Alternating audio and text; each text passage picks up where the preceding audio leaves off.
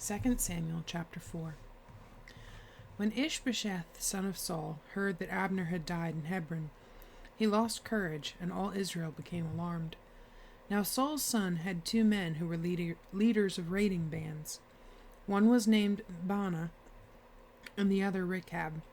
They were sons of Rimmon the Beerothite, from the tribe of Benjamin Beeroth. Beeroth is considered part of Benjamin, because the people of Beeroth fled to Gittaim, and have lived there as aliens to this day. Jonathan, son of Saul, had a son who was lame in both feet. Let me see. Did I skip something there? Nope, did not skip something. Okay. Jonathan, son of Saul, had a son who was lame in both feet. He was 5 years old when the news about Saul and Jonathan came from Jezreel. His nurse picked him up and fled, but as she hurried to leave, he fell and became crippled. His name was Mephibosheth. Now Rechab and Baanah, the sons of Rimmon the Beerothite, set out for the house of Ishbosheth, and they arrived there in the heat of the day while he was taking his noonday rest. They went into the inner part of the house as if to get some wheat, and they stabbed him in the stomach. Then Rechab and his brother Baanah slipped away. They had gone into the house while he was lying on the bed in his bedroom. After they stabbed and killed him, they cut off his head. Taking it with them, they traveled all night by way of the Arabah. They brought the head of Ishbosheth to David at Hebron and said to the king, "Here is the head of Ishbosheth, son of Saul, your enemy, who tried to take your life. This day the Lord has avenged my lord the king against Saul and his offspring." David answered Rechab and his brother Baanah, the sons of Rimmon the Beerothite, "As surely as the Lord lives, who has delivered me out of all trouble, when a man told me, 'Saul is dead,' and thought he was bringing good news, I seized him and put him to death in Ziklag. That was the reward I gave him for his news.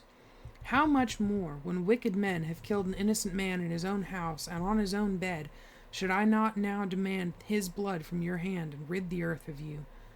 So David gave an order to his men, and they killed them. They cut off their hands and feet, and hung the bodies by the pool in Hebron. But they took the head of Ishbosheth and buried it in Abner's tomb at Hebron. Chapter 5. All the tribes of Israel came to David at Hebron and said, "We are your own flesh and blood. In the past, while Saul was king over us, you were the one who led Israel on their military campaigns. And the Lord said to you, 'You will shepherd my people Israel, and you will become their ruler.'" When all the elders of Israel had come to King David at Hebron, the king made a compact with them at Hebron before the Lord, and they anointed David king over Israel. David was 30 years old when he became king, and he reigned 40 years.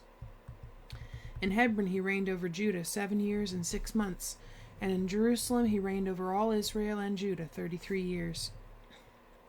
The king and his men marched to Jerusalem to attack the Jebusites who lived there. The Jebusites said to David, "You will not get in here. Even the blind and the lame can ward you off." They thought, "David cannot get in here." Nevertheless, David captured the fortress of Zion, the city of David.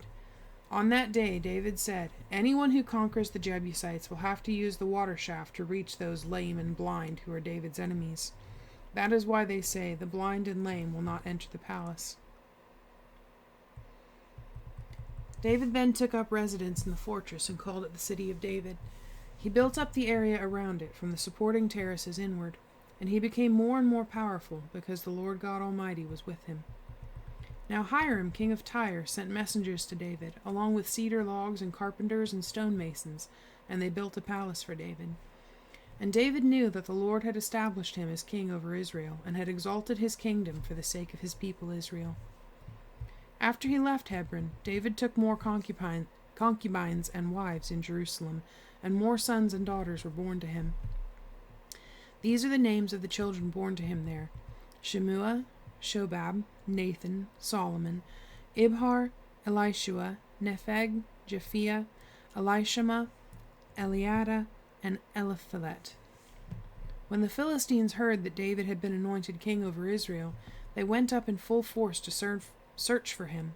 But David heard about it and went down to the stronghold. Now the Philistines had come and spread out in the valley of Rephaim.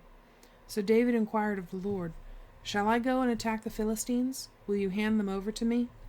The Lord answered him, "Go, for I will surely hand the Philistines over to you."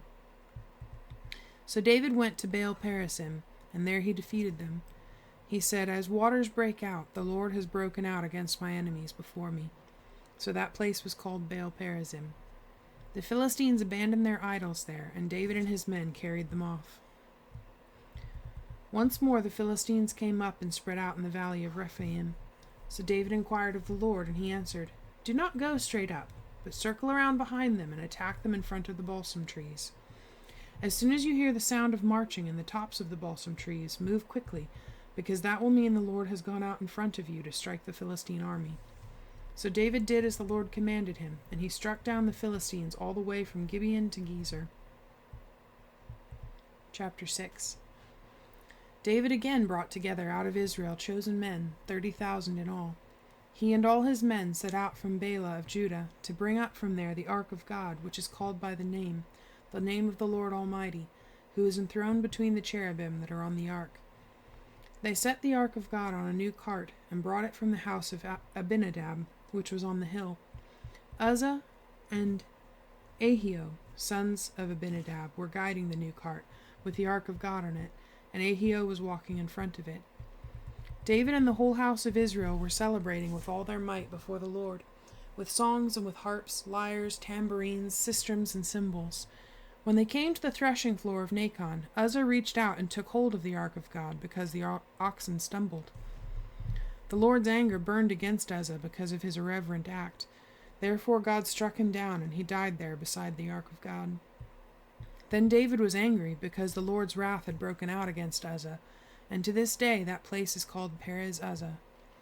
David was afraid of the Lord that day, and said, "How can the ark of the Lord ever come to me?" He was not willing to take the ark of the Lord to be with him in the city of David. Instead, he took it aside to the house of Obed-Edom the Gittite. The ark of the Lord remained in the house of Obed-Edom the Gittite for 3 months, and the Lord blessed him and his entire household. Now King David was told, "The Lord has blessed the household of Obed-Edom and everything he has because of the ark of God." So David went down and brought up the ark of God from the house of Obed-Edom to the city of David with rejoicing. When those who were carrying the ark of the Lord had taken 6 steps, he sacrificed a bull and a fattened calf. David, wearing a linen ephod, danced before the Lord with all his might, while he and the entire house of Israel brought up the ark of the Lord with shouts and the sound of trumpets. As the ark of the Lord was entering the city of David, Michal, daughter of Saul, watched from a window. And when she saw King David leaping and dancing before the Lord, she despised him in her heart. They brought the ark of the Lord and set it in its place inside the tent that David had pitched for it. And David sacrificed burnt offerings and fellowship offerings before the Lord.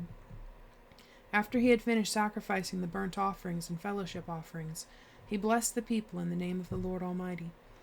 Then he gave a loaf of bread, a cake of dates, and a cake of raisins to each person in the whole crowd of Israelites, both men and women, and all the people went to their homes. When David returned home to bless his household, Michal, daughter of Saul, came out to meet him and said, "How the king of Israel has distinguished himself today, disrobing in the sight of the slave girls of his servants, as any vulgar fellow would." David said to Michal, "It was before the Lord, who chose me rather than your father, or anyone from his house, when he appointed me ruler over the Lord's people Israel. I will celebrate before the Lord. I will become even more undignified than this, and I will be humiliated in my own eyes. But by these slave girls you spoke of I will be held in honor." And Michal, daughter of Saul, had no children to the day of her death.